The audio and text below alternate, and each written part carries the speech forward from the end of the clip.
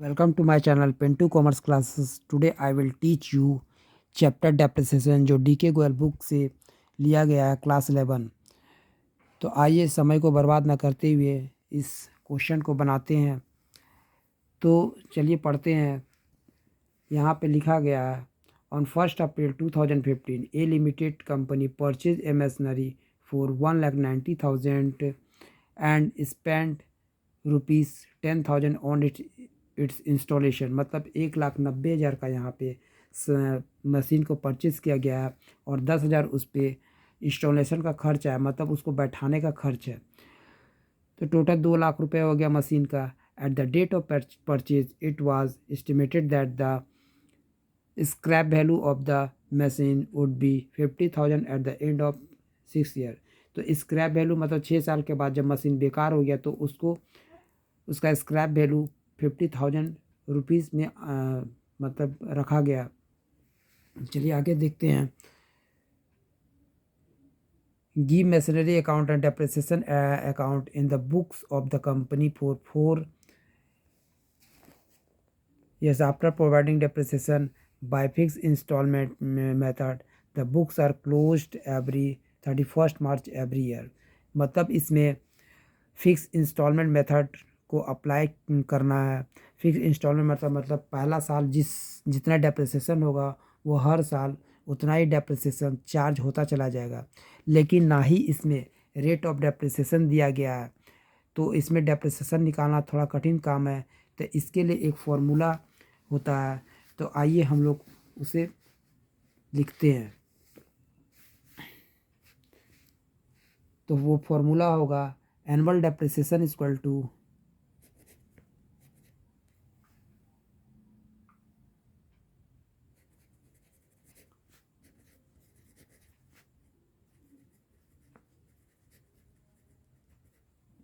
Annual depreciation equal to cost of assets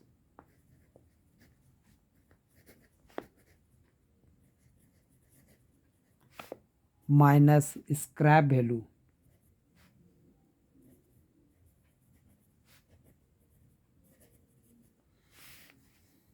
divided by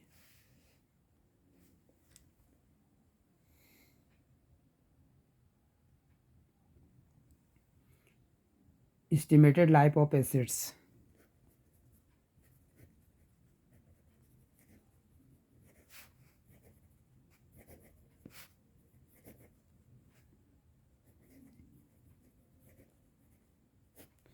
तो आइए इस फॉर्मूला में हम लोग पुट करते हैं। कॉस्ट ऑफ एसेट्स है हम लोग का 2,00,000 रुपया माइनस स्क्रैप वैल्यू हम लोग का है 50,000।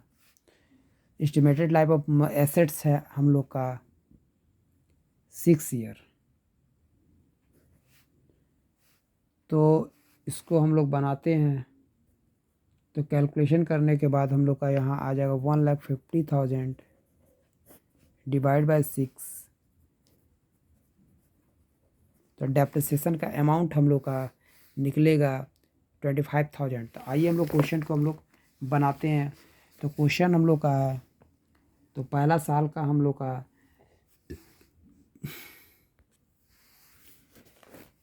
तो सबसे पहले हम लोग डेट लिखते हैं। तो हम लोग का डेट है 2015 अप्रैल 1। तो यहाँ मशीन को परचेज़ किया गया, तो लिखेंगे बैंक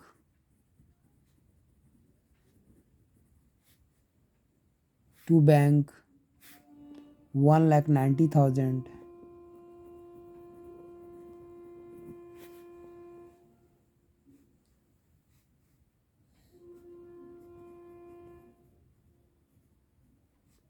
उसका इंस्टॉलेशन चार्जेस को भी बैंक करके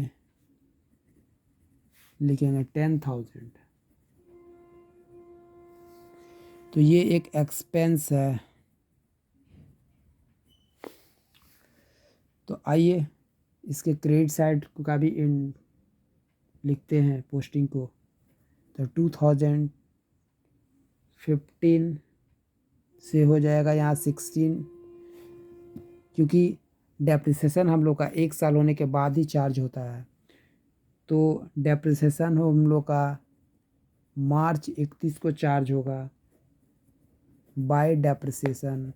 तो डेप्रिसिएशन हम लोग निकाले हैं 25,000, तो यहाँ पे हम लोग 25,000 लिख देंगे।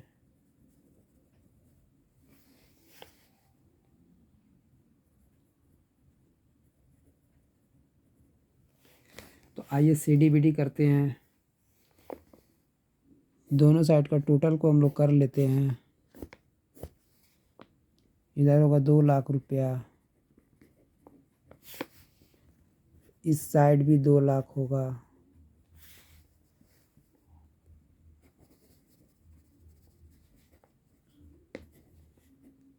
बाई बैलेंस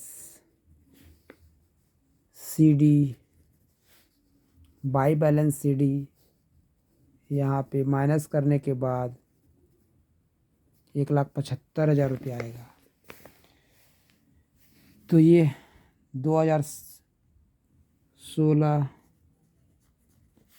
मार्च से मंथ हो जाएगा अप्रैल 1 और 2 बैलेंस BD, वही 1,75,000 होगा।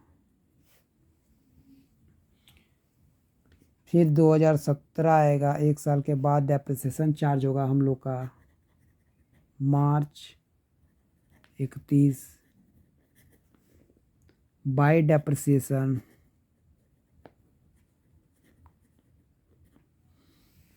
बाय डेप्रिसिएशन अकाउंट आएगा वही 25,000। इधर हम लोग टोटल कर लेंगे, टोटल करने पर आएगा हम लोग का 1,75,000, जो कि दोनों साइड हम लोग लिख देंगे।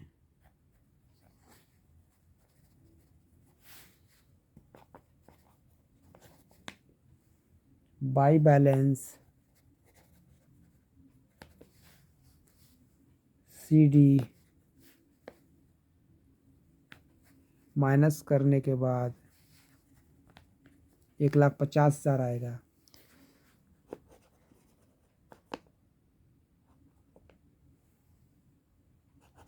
मार्च 31, फिर उसको अगले मंथ में ट्रांसफ़र करेंगे, तो 2017 मार्च के बाद फिर अप्रैल आएगा, अप्रैल 1 2 बैलेंस BD 1,50,000,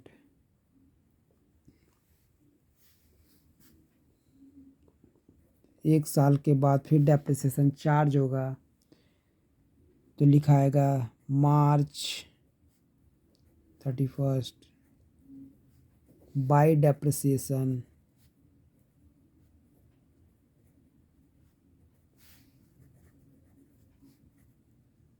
25,000। अब बैलेंस करते हैं, तो क्वेश्चन नंबर 1 बहुत ही ज़्यादा आसान है दोस्तों।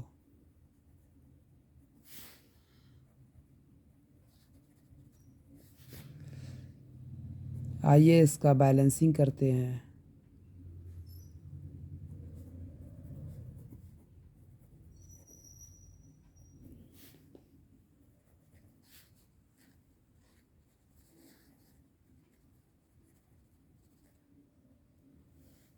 एक 1,25,000 है, तो नेक्स्ट मंथ में ट्रांसफ़र करते हैं।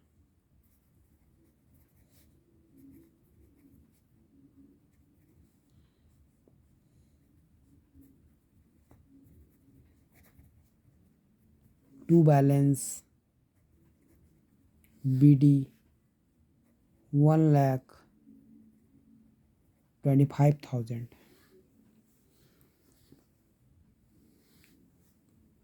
एक साल के बाद फिर डेप्रिसिएशन चार्ज होगा। March 31st by depreciation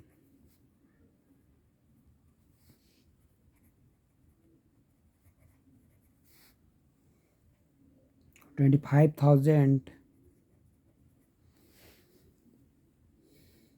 balancing करेंगे दोनों साइड टोटल करने के बाद 1,25,000